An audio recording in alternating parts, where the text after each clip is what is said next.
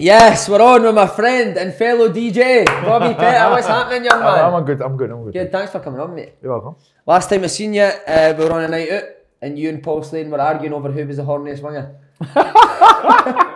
Yeah, you must be talking about someone else, man. That wasn't me. Somebody looked like me. Must not be me, man. Have you seen his Joker video? Yes, I've seen it. It doesn't really. It's scary. I mean, he looks scary without the freaking makeup, right? But yes. but he's a handful. But it was actually quite good. It's quite good. Want to talk to you a bit about your DJing, mate? Yeah, no, that's been. Can I just say something? You're only my second favourite DJ, though. Sorry? You're my second favourite DJ. Okay, who's your first one? Derek Johnson. Derek Johnson. Clyde Superstore. DJ is alright though. He could be an MC, but yeah, definitely, man. How's it going? Though good? Yeah, it's getting there. It's just fun. It's my outlet too. You know what I mean? You stop playing football. You do your coaching, all that kind of stuff. You do your certificates, but yeah, it doesn't guarantee you a job. Does that annoy you? Does it annoy me? To a certain point, it does, because they all kind of fall into the same group of people to rely on. Because as new players, as former players getting their coaching badges, what guarantees you getting the job, right? Because there's not many jobs available, but a lot of players who have their accreditation. Yeah. What makes you stand out? You want somebody with experience. You want someone who's new, upcoming, have fresh ideas. And I've got my own mind. I'm not from here. I've got my own, my own kind of vision and stuff. So it's been very tricky. And but it is what it is. But I always knew that there's something else out there. I quite sociable and I like music. Always done since I was in Ipswich, UK garage and stuff. And then when I came here in 1999, it wasn't a scene, different kind of music, so I fell away from it until 2 years ago. And then I got back into it. And that was it. How do you keep the wrist strong for DJing? I don't play PlayStation, that's for sure, man. It's just more. It's a phone, isn't it? The phone, you're always on your phone to be fair. I'm always on my phone. Texting birds, innit? Grew up in Holland, obviously. Yeah. What was that like as because obviously Holland are renowned for great coaches. You had Cruyff, Rijkaard, Steve McLaren, guys like that. How was coaching coming through? Oh man, say that again. I got put off by Steve McLaren, man. I hear him saying Dutch words, but what was coaching like for a young kid in Holland coming through? Was it all technically based? Yeah, so I would say if you come to the Dutch national team, youth team, right? What it is that you have stop and start. Like you do your games, but then it comes to a session where it's just stop and start properly. Like ball goes here, it's as a youngster, but like, dude, it's boring me, but it's necessary. Right. And it's necessary. Why, just to teach you the game? Yes, understand your role, because everything changes. When you're a youngster, it doesn't really sink in, because you feel like, what's the point? I mean, like things happen, things change, but give you a certain understanding, fundamentals to teach you, which then, and even now as a coach, you have to do these things. So you kind of understand the role as a coach now. Yeah. As a manager, what you have to do. As a player, you're on the other end, so you just want to kick a ball. But on the other side, you understand now a bit better. You got to put the fundamentals, you got to make them understand it, make these players think about the roles and how the game is played, especially now. Yeah, of course. Anyone else that would know that you came through at Feyenoord? Giovanni van Bronckhorst. Oh, we grew up, yeah, a very great player. We used to grow up when we were on 14s. Well, we first joined Feyenoord. He was there from a very young age. I came there when I was 14. We obviously we were related to mom's side, same background. We have, well, he was lefty. I play left wing. He played left midfield. He played like centre half. I play centre midfield. My position was number 7, centre midfield. He was behind me, or I was up front and he would be behind me. Okay. And there was an understanding there, you know. Did you tell straight away that he would go to the top, Van Bronckhorst? Yeah. Clever, good player. It always was. Well, it was always mainly me and him in that age. Did you support Feyenoord?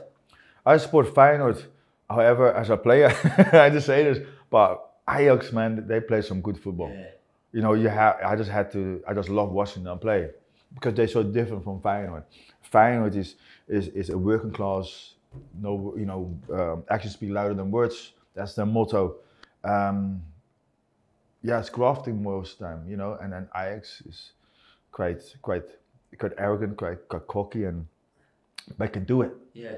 They can do it, but they have the flair, and that's kind of that flair, kind of football element. That is more up my street. Ajax in the porcelain of football, isn't it? Was there no chance you ever moving to a team like Ajax? Because obviously you were a very technical player. Yeah, when I was 15, 16, I was just in my final year of like exams at school. Right. And I was watching TV, and then I got a knock on the door. I'm like, who is that?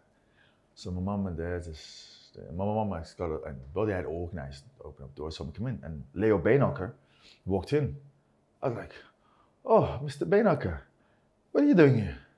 Because his wife at the time was good friends with my mum, my family, because tennis. We used to play tennis a lot. Right. And Leo's son used to play for Papendrecht, where I'm from, as a goalkeeper. So he came in and wanted to get me to Ajax. Described how it went, what the script was. I have a half brother. My half brother used to live, or I still think he lives in Amsterdam. I would stay with him and this and that. But after a while, I thought, right, let me just think. New city. I know the players because we used to go back and forth to tournaments in the back of the bus, join and stuff for that. Good banter. But I knew, and I kind of calculated the competition there because you had the guy called Tarek Ulida, you had the Edgar Davids. You had Edgar Davids. Edgar Davids. He was a year above him, but he was there, right? You had quite a lot of other wingers there, right? Who I was thought Ignacio Tuitiri was the same age, but I knew from they were good players, but they would be my competition. I would say, well, what's the competition at Feyenoord? I mean, that's some competition, but I'm kind of settled here too. So even though I signed the paperwork as an amateur to go through, Feyenoord heard about it, so they called me up and I said, we want to give you a contract. So I was 15, 16 when I signed my first contract. That was proper. How much money? How much money? Oh man, I couldn't even touch it until I was 18. You couldn't buy that Prada hoodie? No. This is vintage, man. This is 20 years old and stuff like that. But everything was just good. It's just a different times. Was it frustrating though? Because you only made one appearance and a couple of loan spells as well. Yes, correct. Was it probably, like you say, because it was so much on hard work and it was less with the technical players? Well, the one that was in front of me was Reggie Blinker. No way. Yep, Absolutely. Reggie was, and Reggie at the time, him and Constant Tament on the right hand side, they're good players, but they had a lot of credit. And I just thought, as an upcoming, player, and I was there since I was 16 with the first team, I want my chance, and I finally got my chance, and did pretty well. Assist to Nico Nila scored me 1-2-1, and that was the year when they would actually go and win the championship. And I thought I would kick on from there. But yeah, at the time I was quite young. I was 17, 18. I was quite confident to a point where the old guard didn't really appreciate it when I was taking the mickey out of certain senior players. And I would love, and then came to a point when they kicked me off the park basically in training. But no, nothing would be done because that was my lesson. Right. Yeah, so the coaches wouldn't do nothing. Brilliant. And it wasn't brilliant because... Cheeky, would you just tell me to shut up in that? No, I wouldn't tell me to shut up. I just laughed. I was cocky. I could do it, just like... You got big defenders, in the 18-yard box, they come and play one side, other side, and you left and finish it. Or you take the mickey and then halfway line, for example, I remember a training session, you kind of like the team that would play against the team that wouldn't play. And then there was a break, halfway line, and it got called off, and I was outside foot, halfway line. And I go, what are you doing? Didn't go. So I knew it over at the Goeie. And half outside, kind of outside foot. But, wow. But the point was I was very confident at the time. But because they start kicking me, I started to get scared because nothing would be done. So what's the point? Yeah. So I wasn't playing the way I wanted to play. So I went in my shell.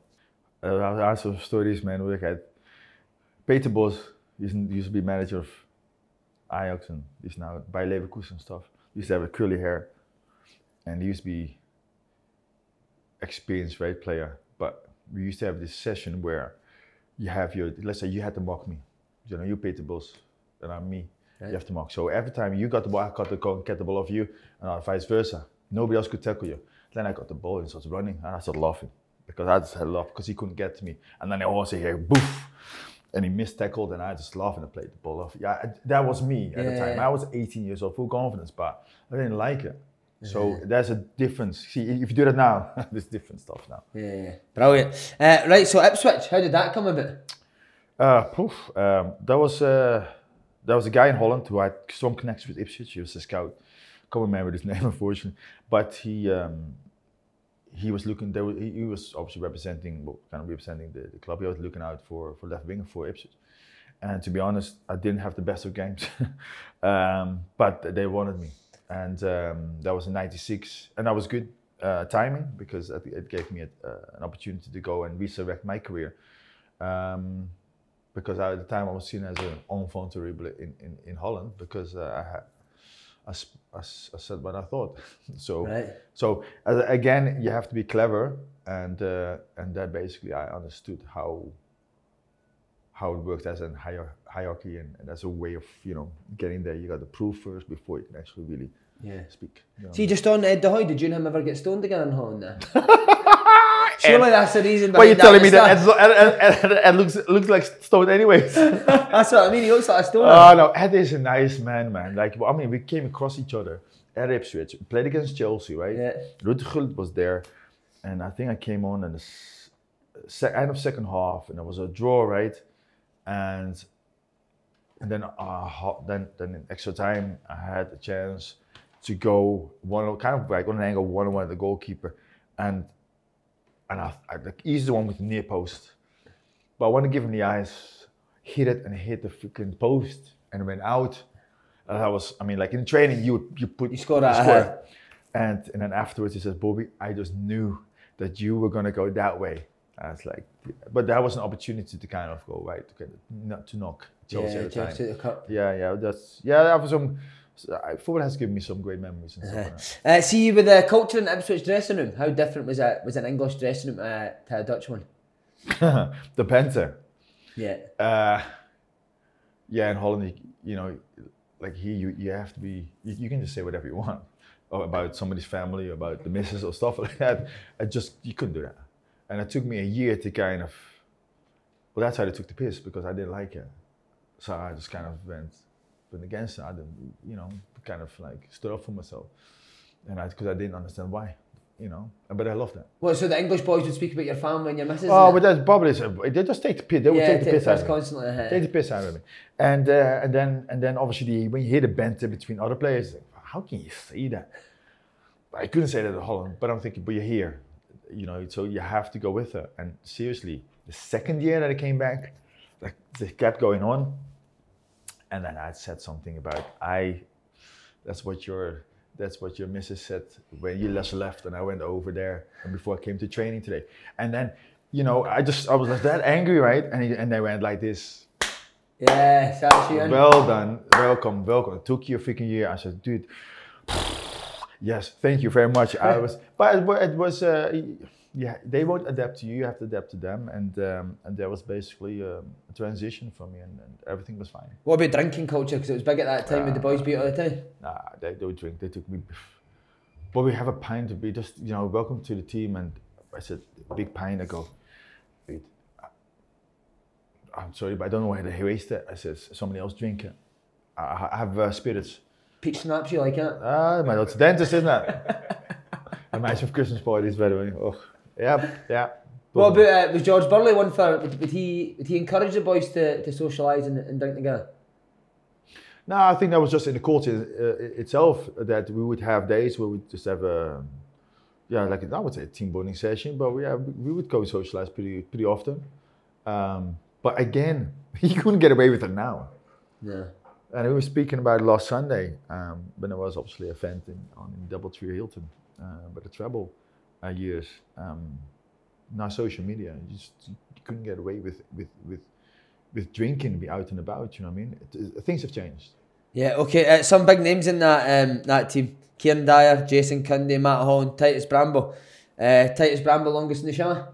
Titus Bramble. No, he's the slowest. No, nobody can beat freaking Momo. Momo is more than a handful, by the way. It's creepy, by the way.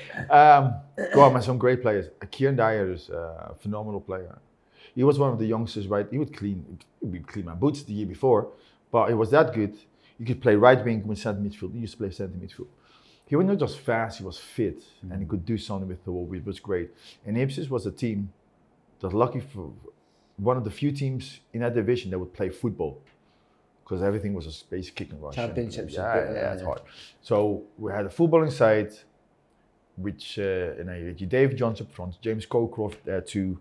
You had your Mark Venus, you had Tony Mowbray there, you had Jason Cundy. There were quite a few players. Jamie Clackham came from Spurs, left back. Matt Holland, obviously they would call him the Golden Boy because Matt could do nothing wrong. Right. He would play the game, and then from Monday to freaking Thursday he would not train, but Friday he would do something, and then he would be in the team. Because he was just one of those boys, he could do nothing wrong. And the funny thing was, him and Jason Cundy, after every game, home game, they would go, upload the fans. No wonder they were up there for Player of the Year awards, right? Because we would go in the dressing room, and the gaffer would be like, "Ee, where's Jason? Where's Matt?" I says, "Well, they're outside," and they come in. "Oh, sorry, the gaffer out there." And yeah, it was just funny. They were just like applauding, but we were just sitting waiting for them to kind of get a bollocking or something like that. And would they be clapping the fans? Oh, they would always do that. Was it a Kieron Dyer? Was it a fitness test that he was the best? Oh man, you could. And you were unfit, weren't you? I was my first year. I was so unfit. So yeah, we had the fucking bleep test there, but that's basically finished the freaking tape. That's the Kieron Dyer would finish the tape. They would finish the tape, or they would just go like, "What's the point? I'm the only one there. There's no point." It was him and it was Mitch, and they were pretty fit. They had the Cooper test, 12-minute run, 10 laps at least. My first year it was 8.5, very embarrassing by the way. But the second year I did over 10, right? Because I knew what's expected. But they would do 13 laps. Wow. They were freaking fast. They were from the get-go, boom. And we just stood there and watch. It's pretty cool to see, Yeah. See, in that team, was there a particular guy that you thought, wow, he's crazy? Crazy. Oh, we had a player called Danny Sonner, Northern Irish guy, right? A guy who thought he was like Don Johnson from Miami Vice or something. He had this freaking mullet. He was sitting next to me. He was just, he's a good guy. But he was like very, didn't look after his hygiene a lot, you know what I mean? And that was not nice when you sit next to him. In what way? Oh, they just have to look next to it. You look like, dude, you give that a clean. Seriously, it was that bad. Oh, bless him, he's a good guy. When you remember, we used to go on a trip, end of season trip, went to Magaluf, and he had a bag, and I go, just serious, it was this small sports bag, a blue one, and it was, normally you think it's full, it's not. What's in there? It's just, honestly, there's hardly anything in there, but he would wear that for 3 days, the whole thing. And just the same gear, the same gear, and he would just sit at the pool and drink, like from morning till the next morning. That kind of guy. I smell of freaking booze, man. It's just. See, just on George Burley, last bit on Ipswich. Yeah. Did you think he'd do better than he would when he was a Scotland manager? Was he a good manager back then, or was there signs that? I would say, see, George is George, and it took me a wee while to get used to him. But it was like most managers, you need to have good staff around you, and I think that it helped him as well in getting connection between, especially the young players that come through or the new players that come through to understand his mythology, so to speak. I've learned a lot about him, but I must admit, I was so happy when I was playing on the other side of the pitch, when he wasn't in my ear screaming, Bobby, don't go back the way, go forward, every time. And he's like, he says to me, stay here. And then, why are you not there? I'm like, yeah, but it's to a point with like, right, my gut feeling says I need to be there. But he's probably going to say the opposite. So you want to keep the manager happy, but it doesn't make you feel uncomfortable. So basically what I realized is, so that I'm just, a manager has only so much power, right? But when you're in the pitch, you have to make the decisions. And it's quite, because you want to listen to him, but, Would you ever say like to him, shut up, man, let us play? Well, we did come to an altercation where... Go and tell us about it. Well, there was we had a game midweek, and the night before, probably on a Wednesday, and the night before on a Tuesday, we'd have a big game. Now, David Jones, ball came over top, David Jones by the shoot, and I just pulled my leg out, boof, and he hit on the sole of my foot.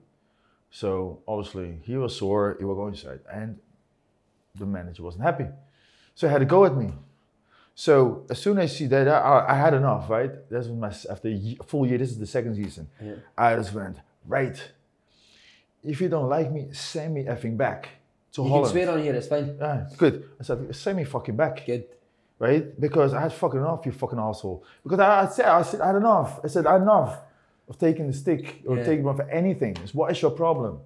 And then the war, because he was playing into the game. George Burley was playing. Yeah, he was playing, and he only saw dodgy knee, right? So then the ball fell in between. I was like, oh, go, please go for it. And he backed out. And I had the ball. So afterwards, right, the experienced players, right, they come over and says, Bobby, it's like, because, see, when we come from Holland, you have to control your anger and you can't say anything back to the manager because that's just disrespectful. But the way it goes is obviously in Britain, in England, was like, you can say something back. So I had enough. So I stood up for myself. And yeah, because we were still shouting at each other. Hey, you only kick, blah, blah, blah, you only want to kick people. I'm like, it's just annoying. See that voice? Yeah. Oh man, that's traumatizing, right? Yeah. So the players calmed me down. Then we went over to the hotel. The next morning, right, we had a morning session, 11 o'clock. Hey, Bobby, can I be weird? You know, everything gets a bit heated from time to time, but everything was fine. And I just this took me nearly a year and a half to freaking sort this out, just by actually doing something about it. Honestly, because I am just not that, and that was another thing that I would say taking it up to just in general. If you come from kind of like continent, you cannot say anything back to the manager. Yeah. But here it is. But we don't really do that unless we're pushed. Yeah. It's not nice, but it helps insane. So was everything fine after that? Yeah, yeah, it was fine. I was playing. And then did you go for a beer at that one there? No, that's enough. Yeah, I see you every day. It's fine. Right, Celtic move. Yeah. When did you first hear of Celtic's interest? Did you know much about Celtic? I heard of them. And obviously Feyenoord played against Celtic for European Cup. You know, the Feyenoord beat him and stuff. So I knew there was a history. Also, that's quite similar in terms of working class and while playing with wingers as well. So they've got a certain philosophy. Yeah. And like the way he said that. And then Tony Mowbray, obviously he told me about it. Obviously at Pierre van Hooijdonk, I've seen it. Yeah. And but nothing. What did Mowbray say to you? You should definitely go. He says, well, let's put it this way: 20,000 people in an East Anglian derby. Yeah, but you don't know. It's not just 60,000 people, in that stadium. It's you represent a certain group of people, and but I can say whatever I want, but it will not sink in until you're there. And he was right. See, the fact that John Barnes was the manager, did that appeal to you? Obviously, he was a left winger, kind of similar to yourself. Yeah, no, obviously both big names, John Barnes, Kenny Douglas. Unfortunately, it didn't work out the way they wanted to. And obviously, my first year was pretty bad. Was it them you spoke to at first when you first? Yeah, I spoke to Kenny Douglas. How was that? Well, I was in Rotterdam. I was just in my holidays and back home, and I got a call. He says, we'd like to sign you. I said, okay. And then he talked about money. He says, you need to speak to my agent. And I was like, I can't believe this. I speak to Kenny. So really? King Kenny. So yeah, that was special. And then I came back in Ipswich. And then an hour later, I got a phone call. Says, Bobby, you just have to go get the early flight to Glasgow. He says, okay. And I went. I stayed in the Thistle, which is now the DoubleTree Hilton. Yeah, I stayed in there, and obviously Stan was there as well. So it was like Who was there as well? Sorry, I think Stan was there as well. Because we came at the same time. Right. We came at the same time, but I wasn't. I was there, and then. Did you get anyone up to the Hilton? No. You just went and bought that leather hoodie that you always How quickly did you realise how big a club Celtic was? What about attention on the street? Oh, Jesus Christ. I got called Fenian everything. No way. Yeah, I got called a Fenian bastard. I got called all that stuff. I mean, I was looking, why is this guy so angry? And he's walking across on Ingram Street with his girlfriend, and the girlfriend is pulling, just kind of like, stop it. And I was like, looking, I was like, hey. He's like, yeah. Did you know what a Fenian bastard was? I kind of figured out. Right. And I was like, yeah, Fenian, and it's just, you know, I'm not Fenian. So weird. But yeah, I just try to get it over my head. But the problem was obviously when you don't play well, and you obviously you get recognized in town anyways, that's not nice. It is not nice, and to be called all kinds on the streets that you don't deserve to wear a jersey. You're shade. You're this and that. It's you know, you're human beings too. You know what I mean? We try to do our best, and but it's not nice. But therefore, see, when you want to play for a big club, this is what happens. But you have to be thick-skinned. You know what I mean?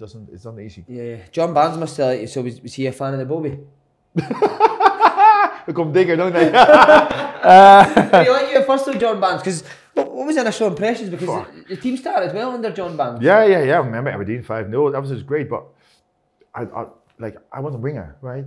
I never understood you were a winger, and you've got so much experience. So does Kenny, has a lot of experience, but to come out with a system that is 4-2-2-2 with no wingers, but you have the fullbacks that run up that space. Yeah, but you take something away from me that's really part of my game. Yeah. And did Kenny get involved much in training and stuff in team selection? Well, I think he did. But would he be out in the training field, Kenny? Yeah, we would be there too. He'd be there too. Everybody would be on the training ground. We had Terry McDermott. Terry McDermott would have his phone and he would be on the phone. That's funny enough. He would be on his phone, kicking the ball. I'll be right back. And I'm like, what the hell is he going with his phone? And he would be on the phone. Right. Yeah. Come on and say what he's doing. I would put a bet on somewhere. I don't know what he was doing, but right. And would Kenny Dalglish, would he be quite vocal in training? Yeah, he would be vocal. I remember. Yeah, he would be there. He would supervise. He would be oversee things. You know, his hair, Aaron Black, John Barnes. Yeah. But if I have to think back now, it was a transition time, anyways, for the club and also the group of players that were there. At what point did you feel like he was losing the players? Well, when come on, Bobby, be as honest as you can. No. When it go pretty quickly, actually. Well, within obviously the first half of the season, just things that you could sense it. You know what I mean? There was aggravation. There was things that were not right. Personally, nobody really knew what was happening. Like left in the dark. You got so many players, but everybody was used not in the right position. Yeah, obviously Stan was playing right back when he's not a right back. You know what I mean? He's we all know he's better in centre midfield. You know, I mean, put me right midfield, which is fine, but put me on the wing first. You know what I mean? Yeah. You had Eyal Berkovic and you had Moravcik. They're great players, but you can't play them both together. Too similar. They're too similar. They wanna be dominant, and it's not gonna happen. So. But I just didn't. It was a bunch of individuals at the end of the day. Right. No one's ever talked about this. I think Petrov mentioned it a wee bit when he was here. But what was it like the Inverness game? The final whistle goes. Oh well, at half time actually, Mark Viduka. Can you remember it? I remember. Okay, talk us through it. I listened to things out, but there was obviously nobody was happy with the performance, and obviously he got a bit of stick, and Sonny was sad, and which he didn't appreciate by one of the coaching staff, and he wanted to rip his head off, basically. Viduka wanted to rip the coach's head off? Yeah, he wanted to, and I was the old dressing room, right? So I was sitting here, then I was at this bench, and it happened there, and then Reggie was sitting there, and look at Reggie. Jesus, what's going on here? But it was really, you could see Mark's face. It's like, I never seen him like that. Yeah. I mean, where he comes from, if he sees red, he's red for a while. Do you know? He's a big boy. Very good player, man. People need to separate. Yep. Yeah. Were you one of them? One of them. I separate freaking anything. But especially back then, I'm like, no, you guys sort it out yourself. But it wasn't a nice atmosphere at all. And then after that game, we couldn't go because the cars were parked at the school. Right. No, they had to be driven up individually, Because of the fans. Because of the fans. So I remember the time Ian Wright was there. Wright was there too. I don't know how you get anyone. He's pretty funny, I think. Yeah, we need to get one. I was celebrity, but that's freaking funny. Yeah, he was there. He got laughed at. Reggie, you know, they all kind of had to go with mainly every player, apart from obviously Henrik and stuff like that. And then obviously that was my turn to get out, and I was like, but as soon as I walked out, instead of booing me, they were actually laughing. Like I was a laughing stock. Celtic fans were? Yeah, they were laughing. Look at him.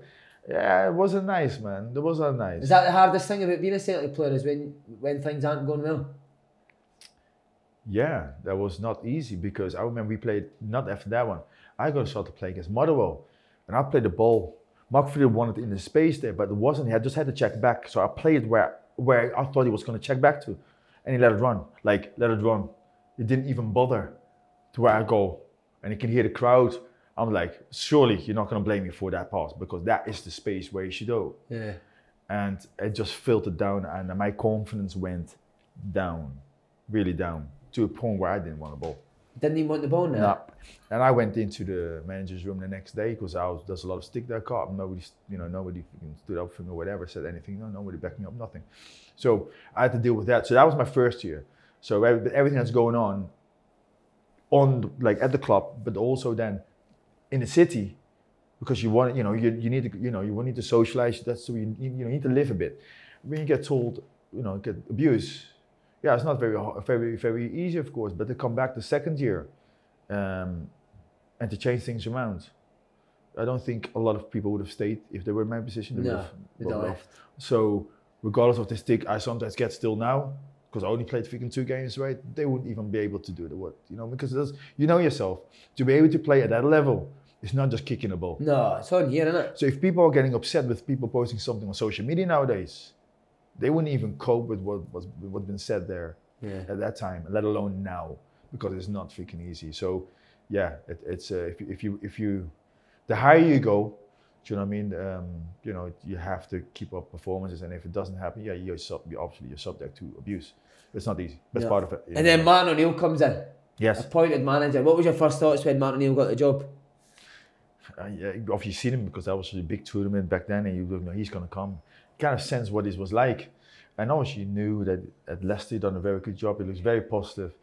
And before he came, there was Tommy Burns was there, who took over temporarily. He was such a great character, and he helped me a lot. Did he lift your confidence? Yeah, he left my confidence too. Because he knew me from when he was manager at Reading, and I was playing for Ipswich. And he's a people's person. Yeah.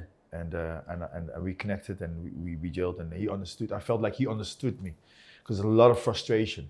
And he just said, right, and then he kind of helped me, and we did some training sessions apart from the normal training sessions that we had. And said, Bobby, when you're going to play, just when you get the ball, set your stall out, go at them. Because we all attack players, do what you're good at. Because the fans want to see that you got hard and that you try. You might have the worst game, but when you see you're fighting for it, they'll still praise you for it. So do not hide. Just get the ball and do what you're good at. Be positive. Mm-hmm. Get a corner, get a free kick, get a crossing. But show them what you're made of. On Martin O'Neill, what does he do to lift a football club? It's just his presence when he comes into the room. Just know, yeah, the gaffer is there, so you would just be quiet. And what he says is just really nothing more than a couple minutes of just making you believe that you are, you're just as good, or you're just as good, even better than him. It's the words he uses. It's very clever. Would you speak to you individually, Bobby, or does it always just as a group? As a group, but sometimes we do go individually. But you got your John Robinson that does it, and even Wally. Sometimes individually it is. As a group that does it, but it'd be nice at times, and he has done it, and it just lifts you. You know what I mean? Sort of things would you say? It's just very same with just, how you feeling, Bobby? I feel good. Go on, show them. It doesn't really, believe. I believe in you. Show them. You can show them. Yeah, it does that. It's just it's the delivery of certain words. Yeah. yeah, that's quite nice. And how exciting when he's signing big names for England, Sutton, Lennon, Thompson. Yeah, we had some very good signings. And did they change the culture as well at the club? I think there was more of a unity, and I think, you know, having those players from down that were playing down south and have them come in, I think there's a good balance, quality-wise, personalities as well. Because I think as a manager, you really need to know, yeah, he's the type of player, but does his personality fit the kind of vibe that I want in a dressing room? So full credit to the coaching staff and Martin, of course, for getting those players in, and it really helped. How was Big Sutton when he first walked in? Oh, he was a big guy, and obviously he knew he's partnership with Alan Shearer. I know when he played at Norwich, I've seen him play. So obviously with Chelsea when he came, I kind of knew big money too, and I know. So a lot of respect, right? You get to know him as a person, and look, he's what you see now on TV. That's what he's like. And I said it on Sunday too. He can be a cheeky bastard when he's with a group of people, right? He just looks, he sits on the end of the table and goes, hold on a minute. You know, I mean, he challenges you. Yeah. But he's very articulate. He's very clever, and we have to know how to work. If you one-on-one, he's fine. Yeah. If you're in a group, when there's an audience, you've got to be sharp. You see in the dressing room with the Slaughter boys in front of the group, yeah. Who would usually get it? I would probably get it. And what would he say? I can't remember even. I don't know. He just said stupid stuff. He just to Didier, to me, to everybody. And he would just someday say, "We're gonna get pumped today." I'm like, how can you say that? Do you know what I mean? I'm like, why would you say that? I said, I'm only joking. But when he stands, it was odd. And then he just goes to the park and just gives it. You know what I mean? Gives it everything. Yeah, it's just the way he is. I'm like, dude, you know, everybody's got a different way of preparing for the game. And I like to have the music on, relax. I'm in my zone. You got Thompson, you got Lenny, all kinds of verbal, you know what I mean, vocal, and then you know, you got the other ones are kind of quiet too. But yeah, everybody each to their own. See, in training and that, like if you put a bad cross into Sutton or Larson, you get told that sometimes. Yeah, you get told, of course. But obviously you got to say something back. So if you get to the end of it, if you move a bit quicker, maybe get the end of it because it's in the position that you should be. I mean, to be fine with you giving them a bit back? Well, it's part and parcel of it, isn't it? Because I remember Henrik used to say, he says, Bobby, when you're in a good position, cross that ball. Don't check back. Because if we're not there, it's our fault. And it's a fair point. And it's that's what Henrik. Henrik would know that if it was his fault or whatever, he would say, no, I should have been there. You know? Yeah, so he would hold his hands up. Yeah, he put his hand up. So now and he would applaud you. Well done, I should have been. You know, you understand. Yeah. We think you would know. There's an understanding. How much a boost was the return the last time, and how good was he when was he a better player when he came back from injury? The what? Was he a better player after his injury? Yes. He came back faster than expected, sooner expected. Was a horrific one that he sustained in Lyon. Yeah, it was horrific. But I came back, and obviously when he came back, and he was just, I think he was a lot more determined. What was he so good at in Arsenal? Well, Sati said last Sunday he's a team player, and he's a team player. Because even though he might not have the best of games, it didn't happen often, but if he didn't have the best of games, he would make sure that he was still graft, he would put pressure on, and you know, to work hard to get back into the game or to help the team out. And his application in training, to do consistently, not be happy with it when he misses a chance. Because if you don't do it in training, you know, it's attitude. Saturday night, you know what I mean, or during the week. So I think a lot of the younger players should actually have a look, watch what he does when he doesn't have the ball. I think that's the most important thing. You know what I mean? What he does. He doesn't just walk. He's never marking the defender. He's always off the shoulder. He's always getting himself in position. He always makes himself available. Yeah, Was he treated differently than every other player? Oh yeah. In what way? We could do nothing wrong, of course, but you just earn that respect. But yeah. But then again, he wouldn't be the type of person that would do anything silly either, you know what I mean? He's just a good professional. So what was it then that made your form rocket early on, as soon as he came in? Really, I've got to go back to my time at Ipswich. My first year at Ipswich was tough.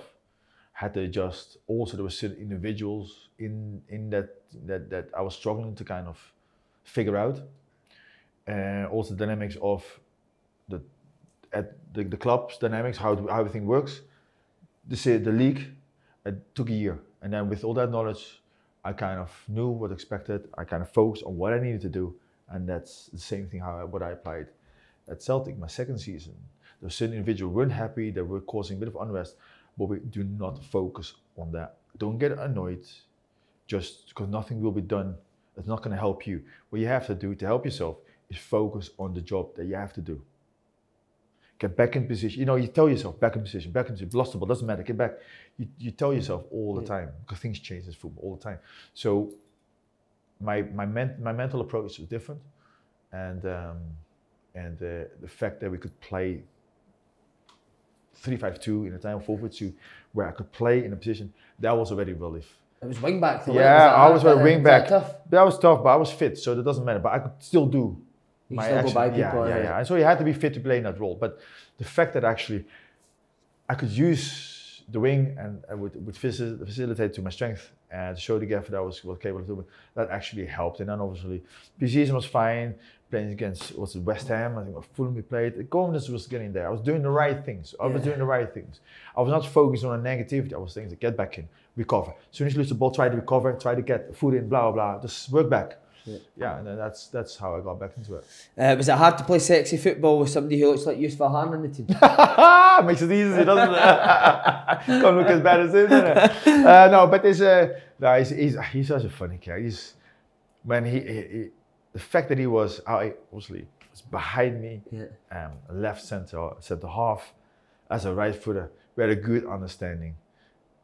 Yeah, and obviously we speak to each other in Dutch, but what a good defender. Yes, I think in those years we had quality players who were national team players, and they were top. And what about how was Lenny? Because he was a young boy, I used to be terrified of Lenny. Why? Screaming at people all the time. Yeah, but that's him. Yeah. And obviously it could be quite intimidating. We used to. Well, Lenny is very clever for the position he plays, right? If you can't play it forward, you know yourself. He plays sideways or backwards. He just plays it safe. He keeps the ball. And so we used to give him stick when he finally plays a ball forward, and it arrives there. You know, we used to give him some stick in a good way, of course. Yeah. But you can also see that, for instance, when he got the ball against Ajax, for instance, instead of playing it backwards, he actually took it forwards and then played to Sati, put it wide to Didier. Didier put the cross in, and Sati is on the end of it. That's what happens when you go forwards for a change, you know what I mean? But again, Lenny is a winner. Yeah. And I mean, plenty of times he walked off the pitch because he wasn't happy with the rules. Yeah. Because he wasn't happy, he was losing. Didn't like it. He had a fallout with John Robinson and Steve Wolford, and he just walk off and go, can't do that. But he did. Yeah. But obviously they know each other, and he just knows the boundaries, but they also knew that would. See, that team training was like a World Cup final every day, wasn't it? Yeah, but we didn't train long. No, it wasn't. What was it, like 7-minute games or something? I think we hour and 15 max. Just included the warm up and stuff like that. This big gym, and yeah, probably hour and 15. And that was every day. O'Neill wasn't there every day, and he would just turn up every day. No, you know when he was coming because there was a big dark cloud coming over Bearfield Road, and I remember when the first guy said, "Oh, dark cloud's coming." You look up, and you're like, "Oh shit, no, it's not there.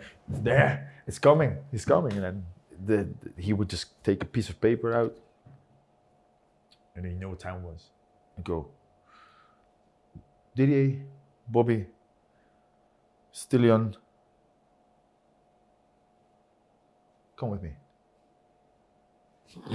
What are we doing here? That pose in 45 seconds, do it 3 times, go now. You just go. Sprint. Yeah. The boys would be training? No, that's towards the end, right? You have to go round it, that's one. Okay, so now you do the second one, right? And then the last one is like, right, next one, 40 seconds. Anyone who comes in last, we have to do it again. So everybody's jockeying for position, right? That's what we do. Or that's one thing, we let us run, or we do the one-on-one, which I quite like. Oh, so was he a big fan of 1v1s, was he? Yeah, it was like, which I'm a fan of that too. And see Martin O'Neill in training. He would referee training, wouldn't he, Martin O'Neill? Yes. Yeah, they would do that. He would do that. Wally would sometimes play with us, and John. Oh man, like the yellow jerseys day before the game on a Friday. Oh. And you would get it quite a bit? I would get it quite a bit. Why do you think that was? Not say because I didn't like it, because I just bite sometimes, you know. I was just there. Woody had 3, because at the end of the year, the one who won it the most gets a prize. Right. So, and that one of those years, I got a nice it was a donkey. A donkey? A donkey, right? Lion donkey, and I painted the yellow jersey on that, right? I remember we saying that, was, you know, she had Bobo coming in too. So Bobo we're not allowed sliding tackles in training. But I still was quite fierce in training. But he wouldn't. The first time he just. Would Bobo smash people? I would go through, boom, boom, boom, and then there was. You didn't hear the feet right on the ground, so you knew he was about. He was coming, and you just go and say, stop. Bobo can't do that. Okay. He's a big quiet guy, Bobo, isn't he? He's a big guy. He used to wear the big metal studs in training. Yeah, why? You know, but you know what? He would, what a presence he was. Yeah. Because obviously his first touch, don't get me wrong, his first touch wasn't the best. But remember, the second touch wasn't the best either. Yeah, third touch, but the third touch, but nobody wanted to go for the second touch because he would go through them. But I remember how all of a sudden he got his act together. He got his touches and he would just go and run with the ball, but forward, and nobody wanted to go near him. But you know yourself, and the ball goes as a striker, as an opposition striker, the ball goes here. You was too scared to take it on your chest because you knew you were going to get. Can I ask you a last question? Did likes of Lenny, Sutty or Larson ever get the yellow jersey in training? No. As far as I remember, no. Why not? Why did you not stitch them up? Well, personally, I'm that freaking honest. I would not give it to somebody who doesn't deserve it. Right. That's just me. But they would give it to somebody who doesn't deserve it, but still give it to them. You know what I mean? Did you know crack once as well? Did I what? Did you know like go off your nut? Oh yeah. I wasn't happy, and then Bobby just get on with it. John Robinson says, "I just get on with it." I'm like, get on with it. Every freaking week it's the same routine, man. Do you know what I mean? It is sometimes I can feel it already. I'm talking, oh Bobby, give him shitty balls, right? They do it on purpose. To a point, I finally we win. I'm like, bastards, I got ourselves out of it. Do you know what I mean? Because when you miss an opportunity, you don't have many. When you miss an opportunity or miscontrol a ball, that's you in their heads. You're getting picked. Yeah, getting picked, and you just wish you just like sometimes when it's equal, you would sometimes just technical voting. I'm like, I can hear. Well, what's the word? I said, no, I'm not telling you. And I go, it's a tie, and it's like, who is it? It is David Fernandez and it's Bobby Petta. Are you kidding me? Yeah, just give it to me, because you know, you just had enough. I had enough. Right, mate. Your most famous game in a Celtic jersey, 6-2 game. Yeah. Did you know before the game you were going to start that game? Probably the biggest game of the season. Matt O'Neill never done much shape or stuff like that. No, he never did shape. Did you like that, or did you not like it? I was fine with it, and I think we had a great understanding as a team what was required. A lot of men, a lot of experience. I told him in the morning that I was going to play, and the drive was a beautiful day. Drive to the grounds, you know, and when you're there, you get yourself ready, you can sense the atmosphere, and then obviously when time was there, just went out the tunnel, went out onto the pitch. I remember just laughing, and I just knew this is our day. This is not going to be theirs. This is our day, and especially when it's my very first one against a lot of other former Dutch pals, not just the players, but also the staff at the Rangers at the time. Dick. Yeah, we Dick, the general. You had Bert Big van Lingen. Bobby, Dick. They know me, and it was good to, it's good to play that. Especially once again, my first year wasn't great, and to get the nod, because that was I think it was the second or third game of the season. But there was also Stefan Mahe, and so it changed, and I got myself in it.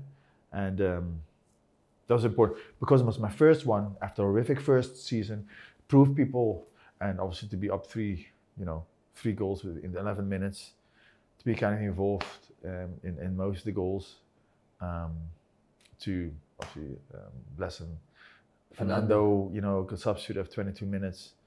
Yeah, that was a kind of defining moment in obviously in the Celtic shirt, because, you know, it was not easy. Was there butterflies before the game? No, funny enough, no. Because I knew what I was capable of doing. My confidence was back, but also I was, the vibe, the energy within the squad was as such that there was no room. There was no room for bad vibes. It was all good vibes. So when you're nervous, you're not nervous. I'm not nervous. I mean, that's like, I'm looking forward to it. You know, it's a healthy kind of tension you have. You just fire it up. Let's go. You said about Rickson as well. Did you get a laugh like years later about that game? Yeah, we were with the Dutch national team. We were a Dutch national team, and we were, I think it was Andorra or something like that.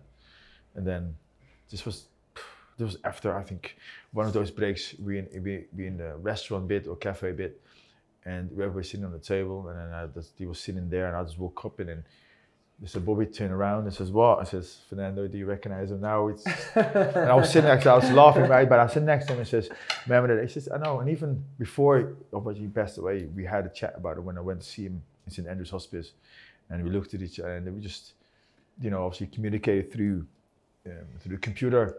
He says, "Bobby, when I came back from Alkmaar, it was so different and quite overwhelming.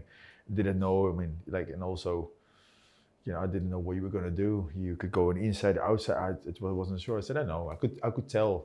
But a lot of respect, you know, for him. Because he probably had the same as you. He probably struggled for his first year and then kicked on after that. So you both understand what he's doing. Yeah. And it's not easy. And it takes a certain character and personality. And, you know, it's easy to kick someone that's down. But see, when I like it when they come back up and show them that. It's just give them time and give them credit, because it takes heart. Right. See, in the low times, I know what got you through it. The night suit in Glasgow. That's what got you through it, wasn't it? Well, this time I was a fly. Yeah, there's a fly. We used to have a masseur called Graham, I think. He used to call him the fly. Oh, the fly to me? Yeah, you want a rab? Do you remember that? Oh, yeah. Right, didn't get off at night suit in Glasgow. How good are they? Yeah, they were pretty decent. they were How often would they sort of boys be out? Twice a week? Trash. Wow. Trash was Tuesday. Wednesday was Bar Bazaar. Saturday, Sky Bar, Cube. Sunday could be Bar Bazaar. Wow. That was my first year. Living the life, mate. Who would usually go out with you first year? Reggie. So I kind of blame my first bad season also partly to Vinci, because he would just Bobby. That'll explain why he was shy. Yeah, well, they used to say having a stink having Reggie Blinker, right? He doesn't like it when he say that, right? He doesn't like. But it's a joke. It's the banter. Yeah. You're having a nightmare. You're having a Reggie Blinker. What do you mean you're having a stink of Reggie Blinker? So it's that kind of rhyming thing. I was blaming him. I would just be chilling at 10 o'clock in the evening, and we get a phone call and says, "Bobby, can we just be back by 12, and I'll never be 12. No, but those were good times. We just, you know, need to enjoy yourself, mate. Don't you? Need to let loose. Right, mate. Your second most famous game for me was the Champions League game. What was your thoughts when you drew Ajax? Oh, I couldn't wait. I was ecstatic. Was that for the game or was that for the red light? Forget about red light. I would know, like the party. I know exactly where to go. So leave it up to me. No, but. I was quite happy because at the time we talked about Leo Beenhakker. Beenhakker was then technical director of So Beenhakker, who was at your house, was now technical director at Ajax. Yeah, at Ajax. He was already, but he went away. He went. I mean, he's been at Real Madrid. He's been everywhere, right? He's a very respectful guy, respected within the industry. So, but he was not technical director. So I hadn't really spoken to him since I was 16. So to come back probably 10 years later, knowing that he was there. Also back home in Holland against arch rivals Ajax, because coming from Feyenoord, for the first time ever. Also, when I left, enfant terrible, you know, I wear my heart on my sleeve. I say things, you know, and obviously new time. I knew how to kind of not do that anymore, keep it inside, and then obviously get the chance to kind of perform. Obviously, they were talking badly about the Scottish football, and that was an opportunity. Did that used to annoy you, that group of players? I think quite a lot of them have mentioned in interviews that people would talk quite badly about the standard of football. Yeah, I did. But I mean, like, well, we come from Holland. Would you speak about that though in the dressing room amongst yourselves, the players? Well, you probably have done. It's like they're talking talking rubbish. Do you know what I mean? Okay, well, let's see. Let's see, yeah. Because we are different. You know what I mean? We are standing out. You know, we're top. We're best team in our league, and we got international players. So let's. Did you fancy yourselves to beat most teams, especially at home? Yeah, I know. We knew the dangers, but we knew like, well, we just have to up level. We just have to match it at least, match it. And yeah, I mean that game against Ajax was just was fantastic. And to be honest, you know, everybody knows the outcome, and you score because I wasn't really going to train. Sorry, going to play. You weren't going to play because against Kilmarnock, I pulled after 20 minutes. I had a problem with my hamstring. Now, what happened was, see, at the time, they all know now about it.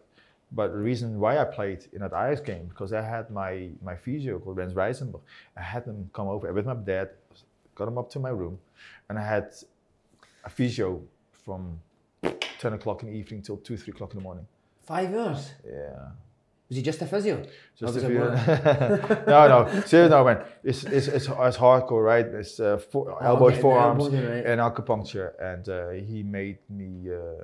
I needed that, and I obviously. So did you go and tell Martin, I've got my own physio, I'm fine? You never knew anything about it? No, I said nothing. So see, if he'd have known that, do you think you maybe wouldn't have played? No, I don't know. I played, and the rest is history. But I was able to play because of that. Right. Would you say that's the best performance in a Celtic jersey? Even though I know that a lot of will say there's only 2 games that Bobby stands out for, but there's a lot more. Just because they were boardroom games. There was other games that I played well in too, but that's just typical how it goes with football, isn't it? The big importance of the game. If you play well, people remember. There's plenty of other games, but it's a good feeling, and to be part of success. And to be part of putting Celtic on that map and to show, you know, people what we're all about and the type of football we played. Yeah, it's phenomenal. Now, you must have took the boys out in Amsterdam after that game. Tell me you did. Oh, I wish we did. What? No, we didn't. We actually went back to the airport and flew back. Why is that? Because you had the second leg? Huh? Why did you fly straight back? That's just the way we used to do. We always come back after the game. We come back middle of the night or in the mornings, you know what I mean? Rubbish. And then still 11 o'clock you're back in for just a loosener and stuff like that. So you've got through the Champions League, qualified, Juventus in the first team, Amoruso dived. What do you remember? That you were furious. Man O'Neill was furious, especially. Is that the worst you've seen him? Yeah, it was shocking. I'm not saying it was shocking. It was shocking because we came back into. I mean, this is the thing. I was injured right with a hamstring. Tomo played. And I know that Tomo didn't play the best of games, and they had a good team. And Salas was there doing the show. Trezeguet was another phenomenal play. But I know Skimmers and Woman I got on. That was my first. I didn't have any other games, but that was my first game back. I come on in the second half, right? Against Juventus, did you? Half an hour to go, and I think we were 2-0 man, or was it 1-0? But we got back into it, right? Birandelli, and I tried to make things happen. And we come back to 2-2, and then we were gonna go for it, and we did go for it, and we were just wave after wave, we're attacking, and then I remember I don't know who had the ball, but it was a pass over the top. The guy checked, went along. I mean, Joost was there. Joost, he brushes like this, his sleeve, and then the guy fell, and I was like, dude, I can see us. What? It was nothing. And you obviously now with the VAR, even though it's pretty the way it is being used nowadays, you would not get rid of it, away with it. Knowing that group of players was scrapping in the tunnel after the game. Oh no, there was some. I would say when it needed to be done, that was something obviously in the tunnel or whatever. But yeah, we had a team and we had big boys, and I did on the pitch or after it's But then again. There's emotions in there. Yeah. And is that the most emotional you've seen Martin O'Neill? Because I remember his interview after the game, he was... Oh, yes, livid. What was he saying in the dressing room? We didn't deserve that. We didn't deserve that. We didn't deserve to lose that one. We played against a class side, coming back at that ground. Yeah, that takes guts and takes heart, and we deserve more than that. We didn't deserve that, that awful decision, the penalty. That just wasn't, what it was. Del Piero, great play. You get freaking Nedved, Daft was sent off. You know what I mean? Turama, you got a team. You got some quality players. Yeah. And then you beat them 4-3 at Celtic Park. That was. How good a night was that? See, that was one of the best nights. Right? Obviously, people would say obviously Liverpool away, whatever. But see, personally for me, that game was. What a freaking goal! What, just every atmosphere? The atmosphere. Oh, the atmosphere. There's nothing like it. I mean, the fans, the away fans, it's just. See what they do now. If you obviously nowadays, right? You have got that when we do the huddle. There's that green spotlights. If they had there, if they all did the huddle back then, I mean, the atmosphere would even be more crazier. Yeah. It was really sensational to play in it, and we go 1-0 down for a great free kick for Del Piero, and they come back. Man, you got Joost. I spoke to Joost about not long ago. Man, he scored some great goals, diving header. You know what I mean? It was wave after wave. We just matched everyone. It was a fortress, Celtic Park. Paradise of fortress. We went unbeaten for God knows how many games. Yeah. You know, when people just knew that this is not easy to get a result. To get away with a point or with a draw was good, but we were meant for it. We were never easy to beat. What a team! One guy that I had to ask you about, Manafchik. He was tremendous. How good was he? Yep, he was. He's a big kid. I roomed him quite a few times. You roomed him, did you? Right? Yeah, I roomed him. I remember we went juniors. Yeah, the Luxembourg. We were there. We played against the team. He was my roommate, and then when we got Bordeaux, he was my roommate too. See, everybody didn't know who he was, but I knew who he was, right? Because the World Cups in I think the time it was in Italy, and I've seen him. He's a proper. I thought it was a proper number 10, right? Was it Stojkovic? Right? Stojkovic. No, Stojkovic. That was another one from at the time Yugoslavia, right? Number 10 is a proper player. Even though I said it to Lubo goes, no, he was a good player. Who never said, listen, you are not. I mean, you're good, man. To be honest, Lubo got praise from Zinedine Zidane. When Zinedine Zidane was playing, obviously in France, he's like, name a player. It's just Lubo Moravchik. See when Lubo cut the ball left and right, when you watch Zinedine Zidane cut the boom left and right. You understand? You just copied Lubo? No, it's for him to say Lubo is really. Yeah. So Lubo has got something that he's influenced him. Yeah. And another. Was he technically the best you played with at Celtic, Moravchik? Yeah. He didn't know which foot he was better in. It wasn't maybe the hardest worker, but it doesn't matter. He had fire in his belly, could send off a few times, right? Yeah. But what a talent. And there was a good understanding with me and Lubo, because he could keep the ball too, a player. Yeah, great player. What kind of guy was Lubo? He was quiet, like a kid. You know, he was a bit older, obviously. He was in his 30s when he came, but I was still a kid at heart, and exciting. So this is accent. I can hear him now talking. Yeah. Was he vocal in the dressing room or not? Would he just chill? No. He was chilled, but he was vocal when he needed to be. But it's like a kid. I can't explain it to you. I can hear him talk. It's like a young kid. He enjoys football. Enjoys the banter. But we tell you as well to shut up. It's just the accent, because where they're from, and then they start speaking English. See that 4-3 game? How was the celebrations after the game? God. See that team? Would they all be buzzing in the dressing room after? Yeah, we were buzzing. No, we were buzzing because that was a penalty. That was. Did you get the decks? Decks in the dressing room? Back then there was no decks, man. There was no decks. Just the ghetto. Ghetto bastard. But actually, I don't know. But the taste of music, man, was just terrible. Whose was terrible? I don't know. We didn't even play some nice music because reggae. Reggae? Yeah, he was Wally loves his reggae, right? Who does? Oh, Steve Walford. Steve Walford, right? And he just likes Bob Marley. That's what got played in the dressing room? Yeah, sometimes, I remember.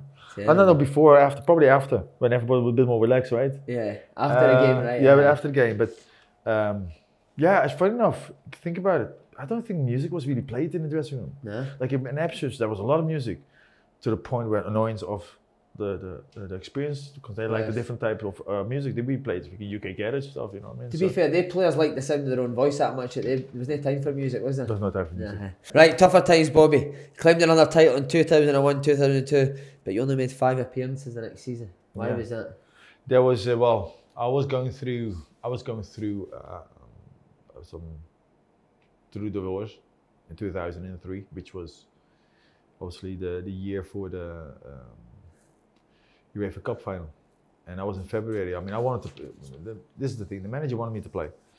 But there was so much happening during that season, in a build-up already, that it reached a point where I was that empty emotionally that he still wanted me to play.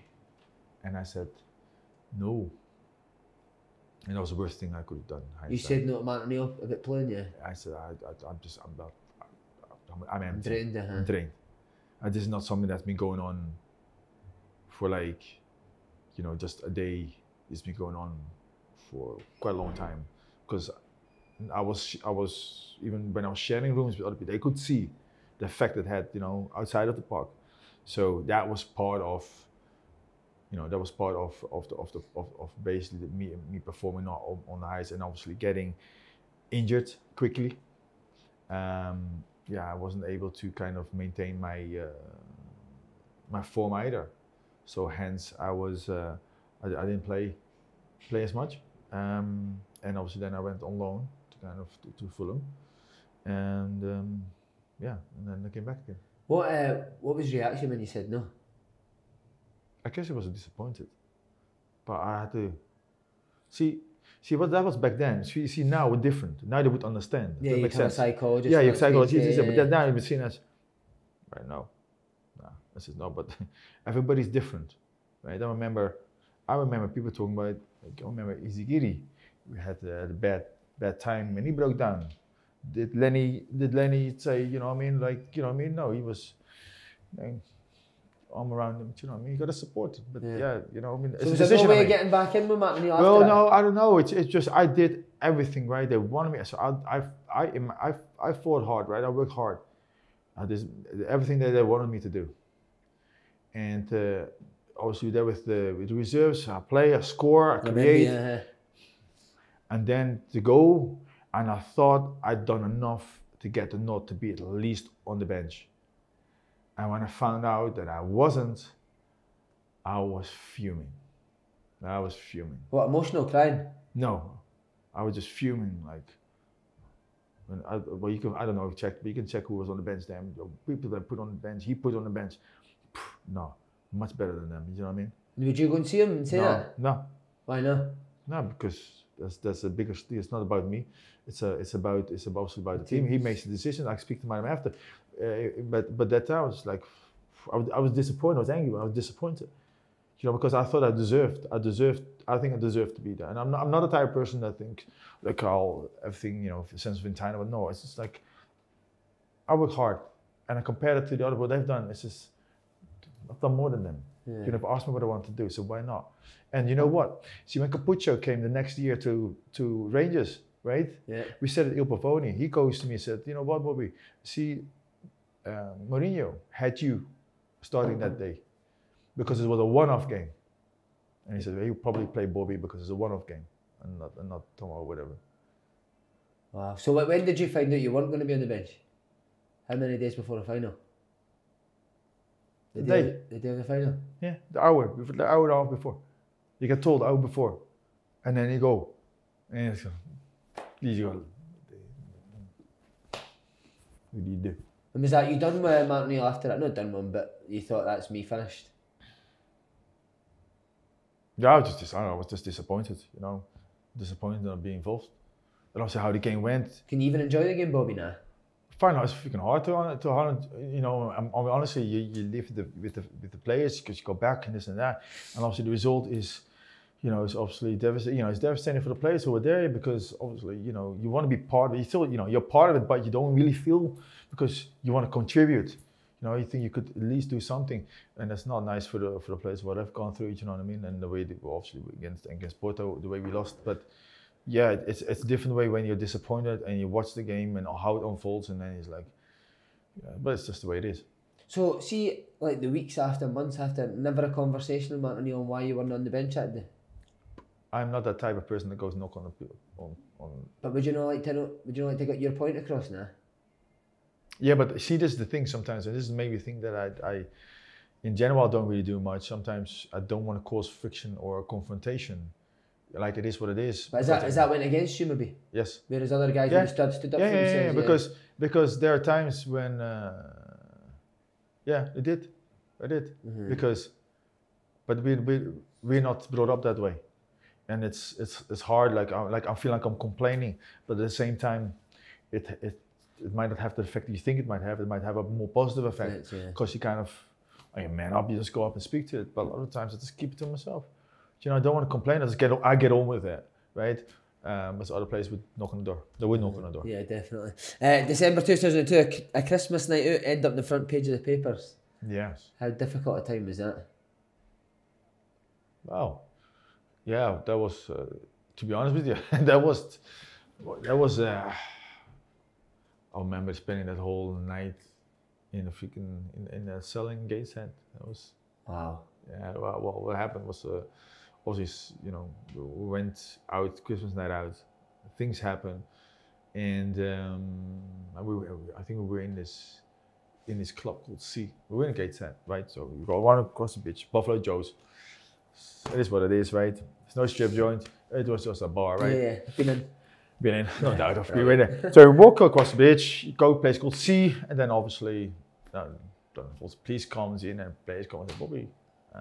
Rob Douglas comes to my man. Bobby, please want to have a chat to you about what happens. All right. Sorry, who phoned you there? No. Rob Douglas. Rob Douglas, right. He was there. He's like, I want to have a chat. I said, I can have a chat, no problem, because I was gullible, and I was I have a wee chat. So I'm outside. These guys want to have a chat. I have a wee chat. I was enjoying myself. I mean, it wasn't biggie. Whatever happened was nothing. But the photographer walks past. I was like, oh, there he is. Then he comes back. And points at me, that's him. And the guy goes, and I obviously start talking to each other. I said, you mind coming to the station? He says, why for chat? I said, well, but how long is it going to take? Because I need to go back to this party. That's what I said. Yeah. How did I not know that I was going to be held until the freaking morning? And then obviously I was one of the first ones that I'm going to speak to. And that's why it took that long. But nothing, I mean, yeah. Apparently the Thugs and Thieves were the what's the article, the Thugs and Thieves. But I mean, it was me, it was Joost van Garen, it was John Melby, and then it was Neil Lennon. It sounds like you're going to tell a joke. Do you know what I mean? Yeah. You're Dutchman, Belgium, a Swede, and not an Irishman, right? And it's like, and the funny thing was, we were supposedly done a theft, and then you have, funny enough, Neil Lennon disturbing the peace. Because the rest of them disturbed the peace. I can believe that. Somebody says that Joost van Garen stole somebody's square toe brogues. I don't know where you get this information from. How did Martin O'Neill react to that? Oh, no, I wasn't very happy. Honestly, I was very happy. So the day after, we came back, and obviously we got picked up in a van. I was like, we were like, what's going on? They said, look, it's paparazzi outside. And we were like, what for what? Nothing really happened. Mm-hmm. But you know, the press was like back then. So straight away, come in, and it was like flashing lights, you know, because you get photographers taking pictures. Oh, this is weird. Anyways, we came back, next day, meeting. And they had a chat about what happened. So they had a chat with all the players who were involved. And then had a big meeting afterwards with everybody else, for that matter. And obviously then obviously it got sorted. It got stopped. You know, no action, further action was taken. But yeah, there was a few things that I kind of realized. Some people shut their mouth. Do you know what I mean? What do you mean? Well, some people obviously you spend a day in a cell. Not just me, other ones. For doing absolutely nothing. There's other people, they just keep their mouth stum because they don't want to get in trouble. So, okay, good, I'll remember that. You want to name them? No, I'm not going to name them. They know. Uh-huh. You know, was it an apology or whatever? I said, no. I said, yeah, but yeah, that's, you know. Jake Martin O'Neill held that against you? No. Because he knows who was. I'm quite honest anyways when it comes to that thing. Just at the end of Celtic, what was sort of the final nail for you that told you it was time to go? Was it Seville? No. I came back because after Seville I went to Fulham, and And Fulham I did the second half of that season, and had a good time there. And but in a way as well, they were doing very well. Celtic was doing very well, but I need to look after myself. And I thought I was, I was to a point where I want to enjoy my football, and maybe I was ready for a different challenge. Maybe I don't know. But I came back again, and then you play in that season, 2004-05. You play against 2004, 2005-06. Hold on a minute. 2004, 2005. Yeah. And again, I kind of knew how things were going.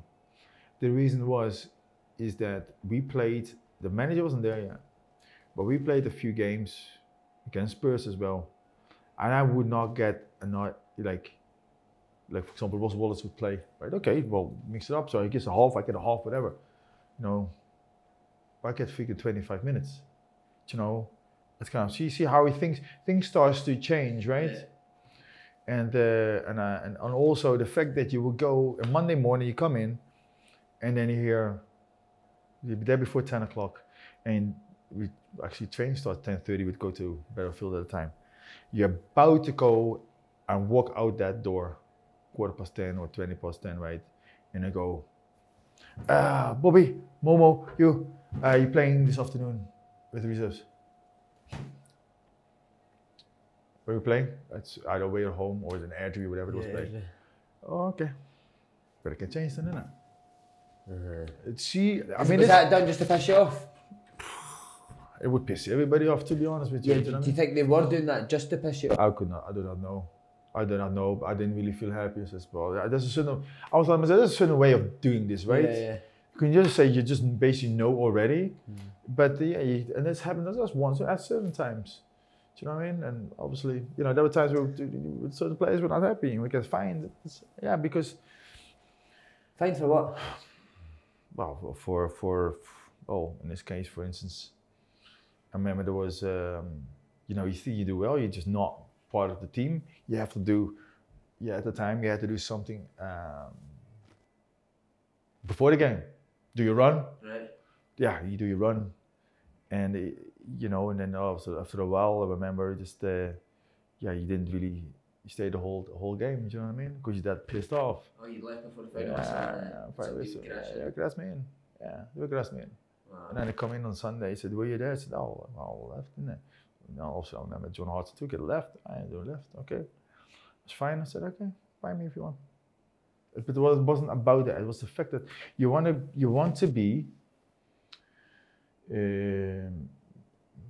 just a bit of respect, you know what I mean? That's what you wanted. And I just saw certain things that obviously things were changing.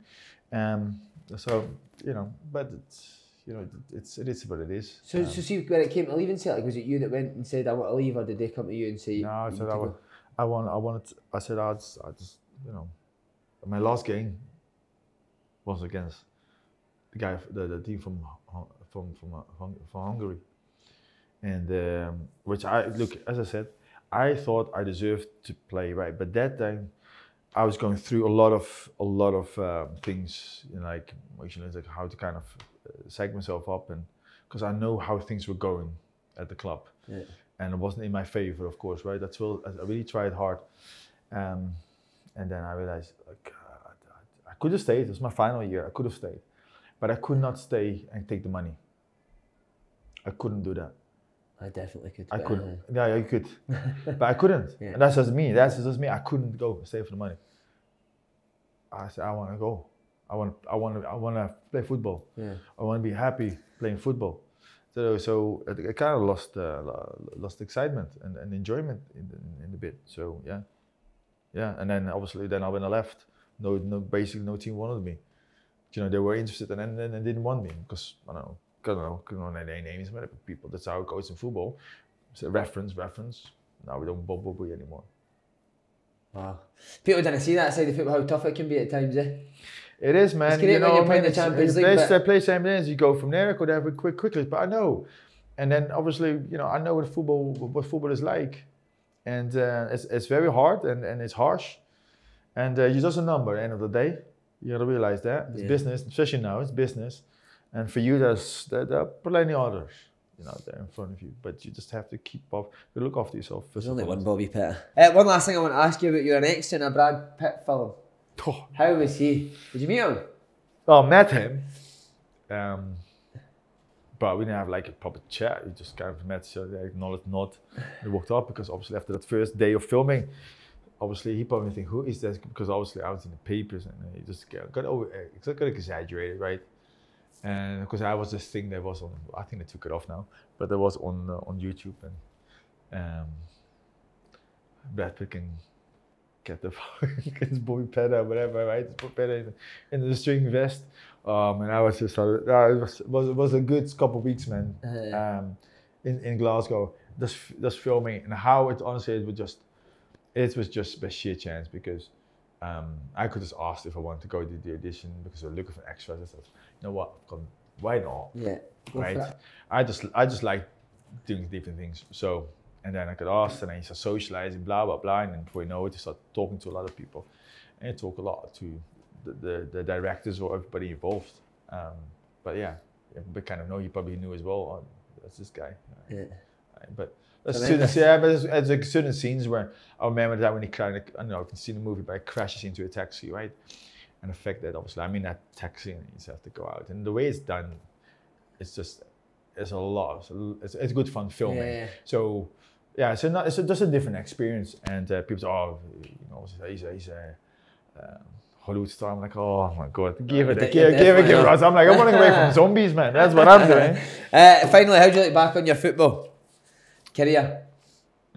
Personally, honestly,